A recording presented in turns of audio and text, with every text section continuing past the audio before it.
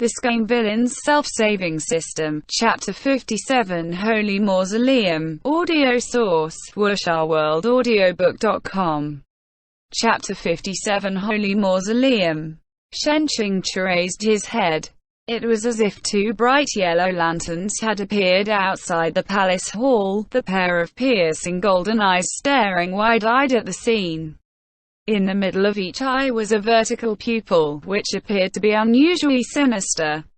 The crowd of blind corpses, upon hearing this sound, seemed to be intimidated by some invisible force. They no longer resumed with their tearing and pouncing. Instead, they withdrew into themselves, lowering their heads and shrinking back their shoulders. Eventually, they retreated into a tight huddle, trembling. That pair of large lantern-like eyes stared straight at Shen Qingchu for a moment, until they suddenly looked away. After a while, a figure emerged outside of the palace hall. Shen Qingchu, identifying the new visitor, wasn't surprised. He called out pleasantly, "Zhi Lang." 1 inch. Zhu Zhilang slipped mid-step. He rubbed his nose. Although he was depressed, he wasn't one to be rude. Smiling, he said, "Since Master Shen is willing to address me like this, then please feel free to continue to do so." Shen Qingchu said, "The person who stole the corpse from the palace hall vault really was you. The bluish-black poison that covered the entire body was most likely the venom of the jade serpent." The reason why Mu Qingfen's cursory inspection had been unable to find a wound was probably because the snake's fangs were too small to leave a visible mark. If one were to examine the bodies more closely, they would find small tooth marks on the fingertips or the bottom of the heels. Zhu Zhilang said, "The situation happened too quickly. I had no choice but to continue on to the next stage of the plan. I hope Master Shen will be magnanimous enough to forgive me." Shen Qingchu coughed dryly. "The situation happened too quickly. No matter how you considered it, this situation was caused entirely by him when he had fumigated Realga wine to subdue Zhu Zhilang, turning the other party back into their original form. Not only that, but adding insult to injury, he had furthermore ridden Zhu Zhilang's snake form for an entire stretch of the road." He said, "You summoned me from the Holy Mausoleum, which can be said to have solved one of my difficulties. Before, you wanted me to go to the demon realm. Now that I'm here, can you finally tell me your purpose?" Zhu Zhilang said, "Reason number 1, I've already explained to Master Shen. Since you've helped me, I will repay the favor many times over. 2, as for the second reason, Master Shen wasn't exactly summoned by the humble me. It's better to ask Zhenshang directly." Shen Qingchu said, "All right. Where is Tianlang Jun, then?" Zhu Zhilang stared blankly, before saying, "I thought that Master Shen and Zhenshang had already met." "Already met?" Shen Qingchu lowered his head and stared at the stone sarcophagus. Could it be that the corpse inside was Tianlang Jun? Strictly speaking, this couldn't even be called meeting. Okay. The coffin lid that he had just spent some time on trying to open without budging suddenly began to shake, opening by itself. Inside, a person slowly sat up. This person set an elbow against the edge of the coffin, a faint smile appearing on his face. He said, "King Jingpeak Lord, I've looked forward to meeting you for a long time." Shen Qingchu was stunned. This whole family's interests were wide and extensive, but it seemed eventually all of their hobbies were the same kind of eccentric. The son enjoyed hugging corpses, the father enjoyed lying inside a coffin. If one were to look at Luo Bing's overall appearance, he resembled his mother, Su Xian. However, it was still possible to see some of his father's genes. For example, his eyes. Tianlang Jun's eyes were large and profound, his tapered eyebrows emphasizing his brave and outstanding appearance. His black pupils were like two impossibly deep voids, a feature that Luo Bing'e shared identically. The original Luo Bing'e was a pretty boy. If he had received his mother's eyes, his appearance would be considered excessively feminine and soft, which wasn't good. Another similarity could be seen in their smiles. The smiling expressions of this father and son pair made Shen Qingchu feel a hard-to-describe emotion. It was a feeling that was anything but reassuring. Shen Qingchu cautiously said, "I haven't been a Peak Lord for many years." Tian Langjun crinkled his eyes as he smiled. "But I've been fascinated with the Peak Lord for quite a while."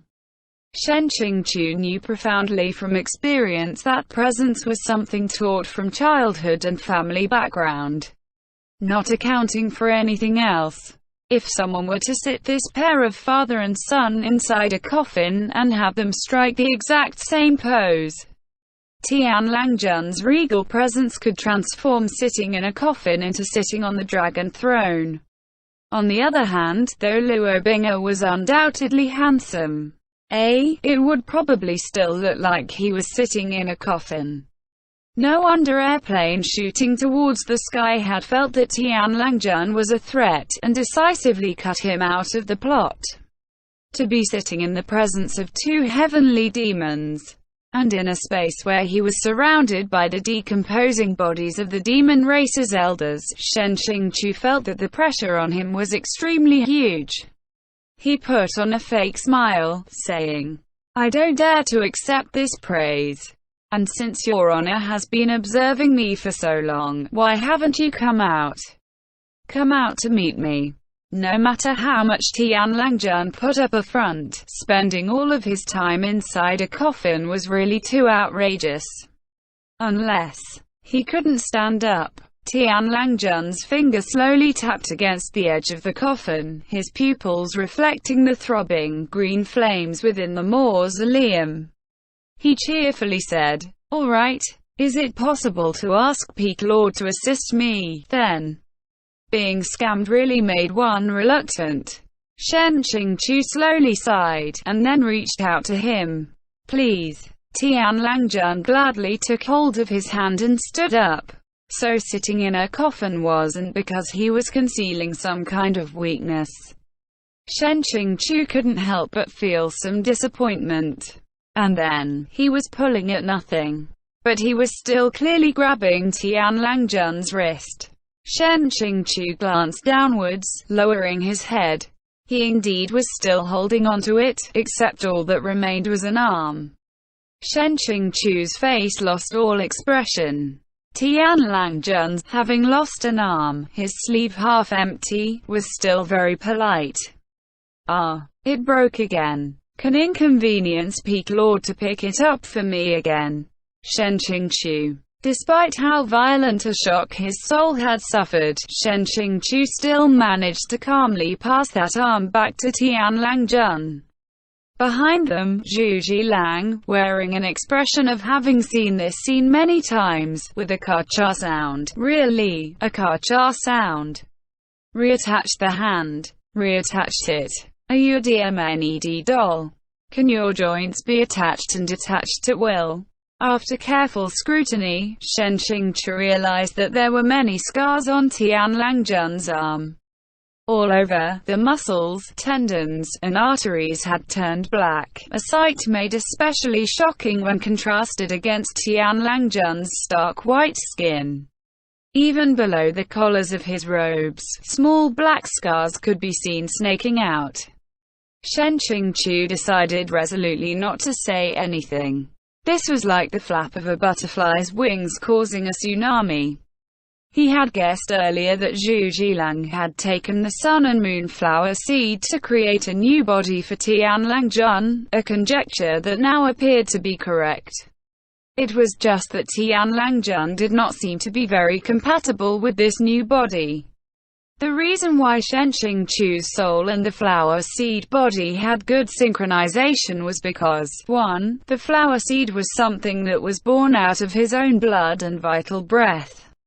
And 2. The flower seed was a plant made of spiritual energy, something Shen Qingchu also used to advance his own cultivation. Therefore, with these 2 reasons, it was no wonder they had fit so well with each other. However, Tian Langjun's situation was different. He was a demon, and thus his foundation was built on demonic energy. Naturally, the seed would attempt to reject him. As a result, the quality of the body wasn't guaranteed, and it was even possible to have circumstances when the body began to corrode. Tian Langjun moved his reattached parts, smiling as he said, "I've incurred ridicule. Speaking of it, it's possible for us to leave Bailu Mountain." That's how we were able to witness Peak Lord Shen's merit. Shen Qingchu cast a glance at Zhu Jilang, who was standing to the side. Originally, when they had first met in the Bailu forest, that human snake form was really too horrible to look at. But even so, through all the years when Tian Langjun had been suppressed in the mountains, he had never left Bailu forest. Afterward, when he received the lotus seed, he did not use it on himself but rather without hesitation used it to mold a body for his master. What a loyal subordinate! Shen Qingchu's eyes swept across the murals on the palace hall, perfunctorily saying, "Much merit to she." To Zhu Jilang. To live in seclusion in Bailu Mountain and wait for so many years for an opportunity. Having such a capable subordinate, Tian Langjun really causes others to feel envy. Tian Langjun said, "Have you not heard of my nephew's motto?" Shen Qingchu said, "I've heard it. A favor given is paid back many times over." Zhu Jilang's red face looked extremely weird underneath the mossy green candlelight. He said, "Lord and Master Shen are teasing me." Shen Qingqiu did not intend to tease him. He was exerting all of his attention on studying a mural instead. This mural's colors were bright and gaudy, and the brush strokes madam frenzied. Still, it was possible to discern that the image directly facing the mausoleum's entranceway was the large face of a woman. Her eyes were crinkled into crescents and the corners of her lips pointed upwards as if she was unable to suppress her joy. This section of the mausoleum was definitely the Hall of Delight of the Holy Mausoleum's 3 Delight, Fury, and Sorrow temples. Tian Langjun had not sensed anything strange yet. He said, "He's just like this. His mind can only think straightforwardly. That's why he's always begged me to take you to the demon world." Shen Qingchu had never understood this kind of reasoning. Turning around slightly, he looked at Zhu Jilang. "What does bringing me to the demon world and returning a favor have to do with each other?" Tian Langjun calmly said, "Of course it's connected. The 4 great sects cannot be allowed to remain. As Peak Lord Shen is still with the Kanqiong sect and thus falls into this scope, Zhu Jilang naturally doesn't want you to stay in that place." Shen Qingchu didn't know how to respond. He had initially thought that Tian Langjun was relatively reasonable. However, after conversing with him, he now discovered that this man was virtually indistinguishable from any of those ambitious, destroy the world, kill the good kind of bosses. But if one were to consider it, an idealistic, expectant youth of a noble bloodline had been suppressed by members of a different race under a mountain for so many years. A deep-rooted resentment was entirely to be expected. Shen Qingchu paused, then asked, "Is the next step extinguishing all of humanity?" Tian Langjun seemed confused. "Why would you think like that? Of course not. I like humans, just not the 4 great sects." He smiled, then continued, "In contrary, I have a gift to give to the human race." Although he didn't know what this so-called gift was, it definitely wasn't some ribbon-wrapped object that would bring humanity great joy. Shen Qingchu had just begun to spit out a rather out-of-practice FK, when suddenly, the mausoleum began to shake. The gravel on the ground quaked. Shen Qingchu's 2 feet were steady against the ground, but his body couldn't help but sway wildly. In the distance, he could even faintly hear an earth-shaken yelling noise. Cautiously, he asked, "What is it?" Tian Langjun listened carefully for a moment. "They've arrived a lot faster than I thought." Quote. He turned towards Zhu Jilang. "How many?" Zhu Jilang said. "At least 200. WuxiaWorldAudio.com. Tian Langjun smiled. "Just catching 10 is extremely difficult. This must hard for him." Shen Qingchu couldn't understand what they were talking about, but it seemed that they had no intention of enlightening him. Tian Langjun brushed off a wisp of sand from his shoulder, then said, "Peak Lord Shen, since 5 years ago my nephew has been trying to force you to make a clean break with Kangqiong Mountain Sect. What do you think of this? Would you like to go with him? You've practically already brought the person into our ancestral tombs and you're still asking this useless question. Wait a second. 5 years ago. Making a clean break." Shen Qingchu's heart lurched. He blurted out, "The Jinlin City Soas. Was that part of your plan to make me leave Kangqiong Mountain Sect?" Now that he thought about it, the reason that he couldn't return to the sect was because of everything that had started in Jinlin City. Shen Qingchu asked, "The Soa who pointed his finger at me, that was your doing?" Zhu Jilang lowered his head. Tian Langjun patted his shoulder as if encouraging him. "Originally, that was just an experiment to solve the Southern Devil Tribe's food deficiency problems. It just happened that Peak Lord Shen was present. Zhu Jilang only wanted Peak Lord Shen to sever any desire to return to humanity, that's all." Shen Qingchu immediately glared at Zhu Jilang. So this so-called repayment was getting a Soa to defame him. Wasn't this too fraudulent? A snake's favor really wasn't reliable. Zhu Jilang said softly. Master Shen Junshang said that he wanted to eliminate all of the 4 great sects, without leaving a single person alive. This humble person sincerely didn't want, at that time. Shen Qingchu suppressed his anger, saying, "Chu Haitang was also your doing." Tian Langjun said, "I don't recognize the name." Quote. He looked at Zhu Jilang, who turned to look at Shen Qingchu. Zhu Jilang said, "That woman really isn't someone that I found."